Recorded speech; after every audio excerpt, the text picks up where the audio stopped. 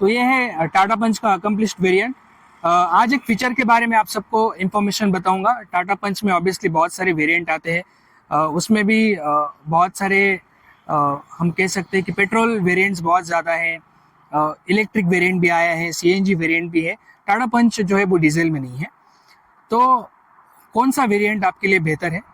मुझे ऐसा लगता है कि जिस वेरिएंट में जिस फीचर के बारे में मैं बात करने वाला हूँ वो फीचर है क्रूज कंट्रोल।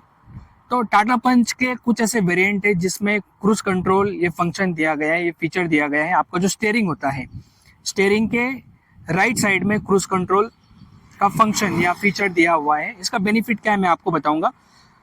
जब भी हम हाईवे के ऊपर ट्रैवल करते हैं ना, तो ट्रैवल करते वक्त एक स्पीड हम सेट कर सकते हैं। फॉर एग्जांपल, गाड़ी का स्पीड अगर आपको 90 ही रखना है हाईवे के ऊपर, तो 90 स्पीड लिमिट आपको सेट कर लेना है और उसी स्पीड के साथ गाड़ी जो है आपके आगे चलती रहेगी। लेकिन याद रहे, क्रूज कंट्रोल आप तभी सेट कर सकते हैं जब आपकी गाड़ी थर्ड गियर में हो, मिनिमम थर्ड गियर में हो, और मिनिमम स्पीड जो है वो 40 होना चाहिए। तभी आप क्रूज कंट्रोल को ऑन कर सकते हैं या एक्टिवेट कर सकते हैं।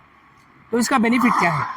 सबसे पहला बेनिफिट, जब आप क्रूज कंट्रोल ऑन करते हो और एक fix speed, for example speed अगर आप 70 रखते हो, 80 रखते हो या 90 रखते हो, एक फिक्स स्पीड से जब गाड़ी चलती है तो आपका जो माइलेज है इसमें काफ़ी सुधार आ जाता है।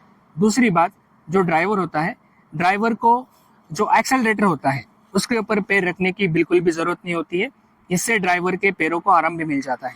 और अगर आपको उसे कैंसिल करना है, फॉर एग्जांपल क्रूज कंट्रोल आपने ऑन कर दिया है और आगे स्पीड ब्रेकर है या आगे बहुत सारी गाड़ियां हैं, तो आप इमीडिएटली ब्रेक दबा के या क्लच दबा के क्रूज कंट्रोल को कैंसिल भी कर सकते हो। और जब आपका बाद में फिर से एक खाली रोड या खाली हाईवे की शुरुआत होती है, उस वक्त आप फिर से क्रूज कंट्रोल जो है उसको ऑन करके गाड़ी आपकी चला सकते हो। तो क्रूज कंट्रोल का इस्तेमाल कैसे करना है मैं आपको दिखाऊंगा।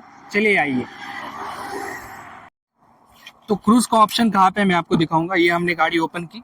गाड़ी ओपन करने के बाद जो हमारा स्टीयरिंग है, देखिए स्टीयरिंग के राइट साइड में आपको क्रूज कंट्रोल के ऑप्शंस दिए गए हैं। जब आप आपकी गाड़ी ऑन करोगे, गाड़ी ऑन करने के बाद मैं आपको बताना चाहूँगा कैसे दिखता है वो ऑप्शन। सबसे पहले ये मैंने गाड़ी ऑन की, अभी मैंने गाड़ी ऑन कर दी है। तो देखो, जब मैं क्रूज कंट्रोल ऑन करूँगा तो मुझे सबसे पहले ये बटन दबाना है। इसे दबाने के बाद मुझे ये वाला बटन दबाना है, तो जाके क्रूज कंट्रोल ऑन हो जाएगा। और यहाँ पे स्पीडोमीटर के ऊपर आपको क्रूज कंट्रोल का सिंबल देखने को मिलेगा। तो जब मैं थर्ड गियर के ऊपर जाऊँगा तो मैं आपको क्रूज कंट्रोल स्पीड सेट करके गाड़ी कैसे चलाएंगे वो दिखाऊंगा। तो देखिए, अभी मैं गाड़ी ऑन करूँगा और एक क्रूज कंट्रोल एक एग्जांपल मैं आपको दूंगा कि क्रूज कंट्रोल का इस्तेमाल कैसे करना है। तो अभी गाड़ी सबसे पहले इकोनॉमी ड्राइव मोड के ऊपर हम लगाएंगे, क्योंकि अभी हम हाईवे के ऊपर हैं। अभी हम हाईवे पे, इसलिए इकोनॉमी ड्राइव मोड हमने एक्टिवेट कर लिया है। और जैसे कि मैंने कहा कि आगे देख सकते हो आप कि रोड पूरा खाली है अभी, ओके। तो इसलिए हमें क्रूज कंट्रोल का इस्तेमाल कैसे करना है मैं आपको बताऊंगा। एक बार फिर से मैं रिपीट करूंगा कि मिनिमम आपकी गाड़ी थर्ड गियर के ऊपर होनी चाहिए और मिनिमम स्पीड 40 के ऊपर होनी चाहिए, तो क्रूज कंट्रोल का इस्तेमाल आप कर सकते हो। तो अभी हम गाड़ी चला रहे हैं। जब गाड़ी का स्पीड 40 के ऊपर रहेगा और जब मैं थर्ड गियर डालूंगा, तब मैं क्रूज कंट्रोल का इस्तेमाल आपको बताऊंगा कि कैसे करना है। अभी हमने सेकंड गियर डाला है, ओके। तो इमीडिएटली मैं थर्ड गियर डालूंगा। अभी मैंने थर्ड गियर डाल दिया है और स्पीड जो है फिलहाल 40 के ऊपर है। तो अभी मैंने क्रूज कंट्रोल एक्टिवेट करने के लिए ये वाला बटन सबसे पहले दबाया है, ये बटन दबाया और ये बटन और फिर ये वाला बटन। अभी क्रूज कंट्रोल ऑन हो गया है। अभी मेरा जो पैर है वो एक्सेलरेटर के ऊपर नहीं है।